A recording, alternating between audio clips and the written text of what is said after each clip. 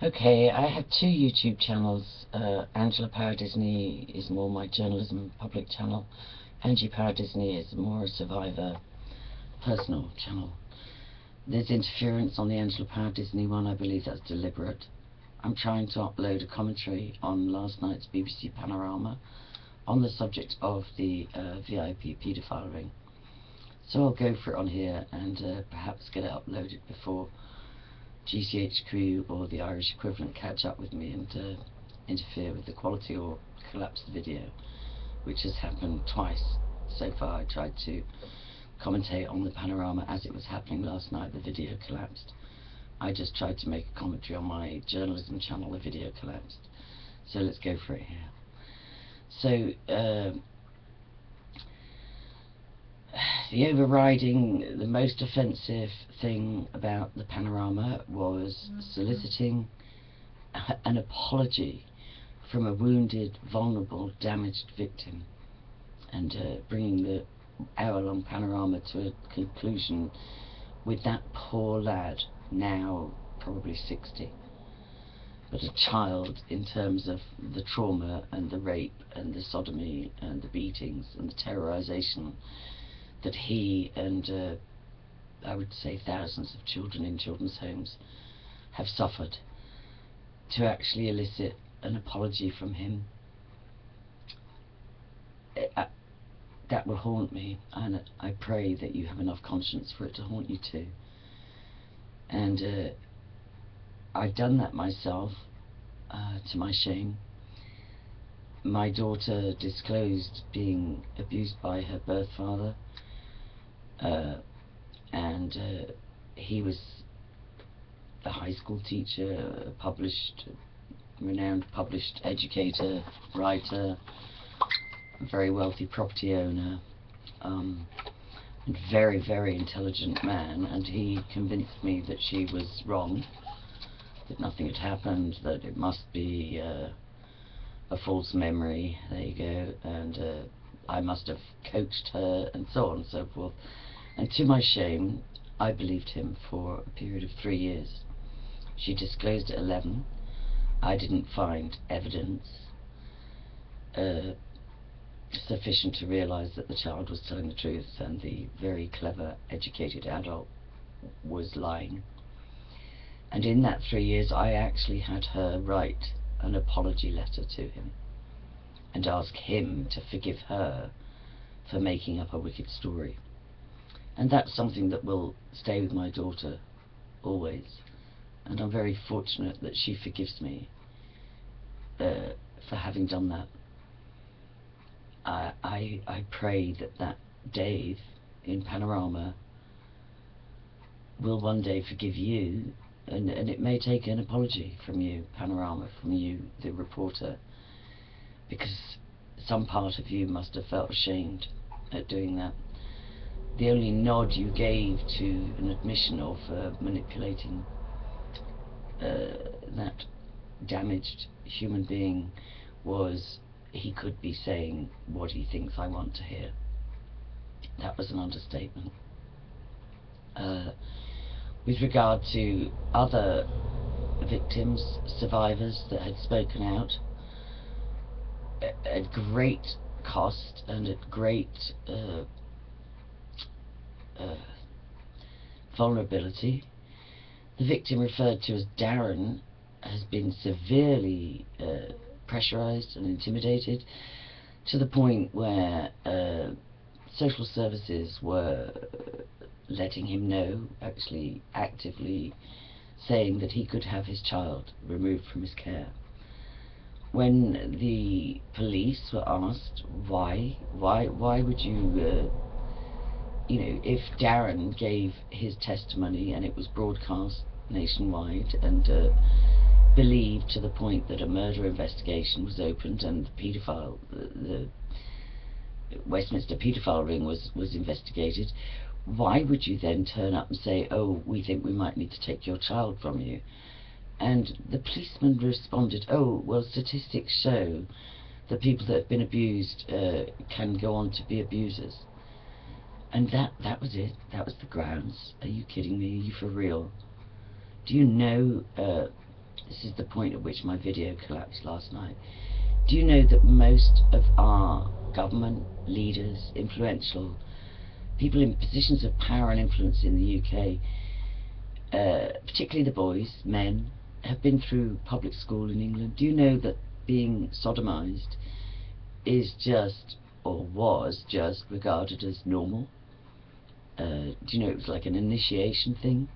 Do you know not only were teachers abusing children, they were then encouraging and teaching the children to abuse, sodomize, rape, terrorize the younger children? So it would just be par for the course to start boarding school at 8, to be sodomized at least by the age of 10, 11, and then the first years, the third years, sodomize the first years, the 6th years, sodomize the 4th years. That it just, so if that policeman's logic was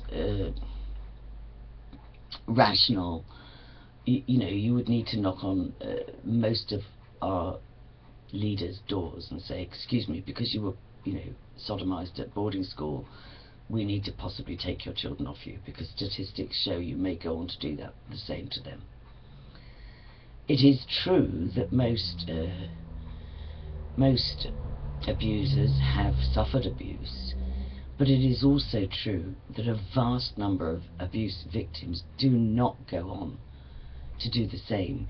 They go on, if they survive the trauma, the alienation, the wounding to the soul, to the psyche, to the mind, if they don't get lost in addiction, if they don't commit suicide, if they don't end up homeless because they cannot function as a result of what's been done to them, they mostly go on to fight for justice for the rest of their lives.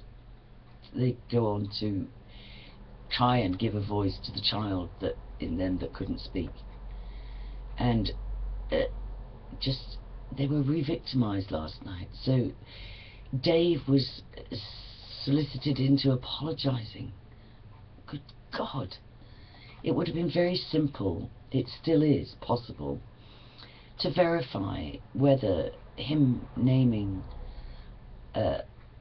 Leon Britton by his first name and then saying he was pressurized into believing because he knew him as Leon and described him and identified him in a picture, but he was pressurized into saying the last name Britton because he didn't know the last name. He did describe a birthmark. Other victims of Leon Britton described a tattoo on his genitalia. Instead of trying to solicit sympathy for poor Leon in his dying months with cancer, instead of being able to concentrate on recovering, was tortured with these allegations. Again, indelicate as it may sound, why wasn't there simply an examination? Why wasn't there simply an examination? Why didn't you give that gift to Dave of saying, never mind about you didn't know the last name, never mind about you're scared of naming a big important cabinet member, minister and MP, never mind you're easily induced into shame, that, oh, the poor man died of cancer, tortured, and his family are very, very angry. Why didn't you just give that lad the gift of seeing if the birthmark he described tallied? You know, that could still be done. If indeed Leon Britton is dead, his body could be exhumed and examined for birthmarks and tattoos around his genitalia. And for those that say it's perverted and voyeuristic and sick to ask for alleged abusers to present themselves for examination of their private parts, how do you think the children felt being raped and sodomized? I would say that takes precedence. To try and solicit sympathy in a panorama for the likes of Ted Heath, Cyril Smith, Leon Britton, Harry Proctor, whatever his name is, Harvey Proctor, to try and solicit sympathy with only a nod to victims whose lives were just devastated. It leaves me almost speechless. It left me shouting at the television last night. So there are simple ways to handle this without trying to fight for the sympathy of a nation and using, re-victimising grown adults, still vulnerable, still wounded, still easily manipulated, still easily terrified, and still easily induced to shame. Because part of abusing and raping and sodomizing and torturing children is that you make them feel complicit. Shame is a huge part of the grooming. Shame and somehow, you know, this is your fault, must be your fault, and if it's not your fault, you're guilty now. You know, if I'm going to be exposed, you are too, because do you know what, you quite liked it, or you accepted the presents I gave you, or you know, etc., etc., etc. There is no shame assigned to victims that were children, no matter what they tell you, no matter how they make you feel. Now I'm going to call it quits at that. But isn't it interesting? My journalism channel collapsed and wouldn't upload a video, and yet it's been trouble-free here. So I'm just going to say, instead of God, please don't let this collapse. Instead of trying to solicit sympathy for alleged abusers, let the police do the investigations properly. Let them own up that many police have been convicted. You just have to research. You know, there's plenty of documents of both politicians, police, and people in other positions of power and influence who have been convicted of child abuse, child rape, serious level child pornography, both making it and distributing it, and so on. Just do a simple Google search. And instead of the police saying, oh, you know, the pendulum swung too far now, it's the, you know, we felt pressurised, so we had to believe everybody. I just wanted to say, Darren, the victim Darren, was pressurised by a threat to take his child from him, amongst others. The victim Dave was solicited into apologising. God forgive you. God forgive you. Please go back. Please go back and apologise to him. And give him his sanity back by exhuming Leon Britton's body and examining it for the birthmark he described in great detail. And others have too. For a tattoo also.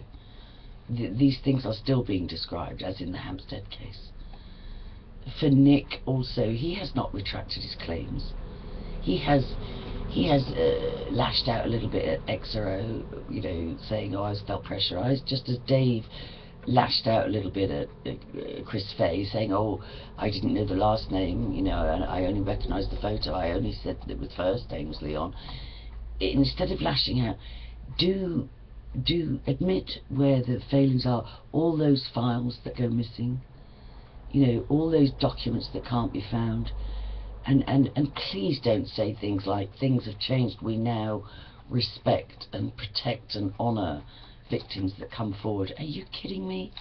Just research Melanie Shaw and what she's been through since she disclosed. She's had her child taken, she's had her home taken, she's been thrown in prison on trumped up charges a few times, she's had her mental health absolutely trashed and messed with.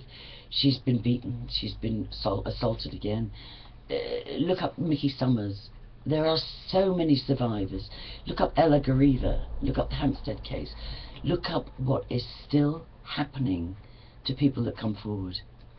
You know, just please do your research, keep it balanced, and please don't insult the British public by pressurising vulnerable survivors into shame and doubt and soliciting sympathy for people. Let's be real, the evidence, in my opinion, is incontrovertible, but at least don't lose files, don't lose evidence, don't harass survivors that do speak up, like Melanie Shaw, like Mickey Summers, like so many, like Ella Garee, like the Hampstead children. Please tell the truth, and please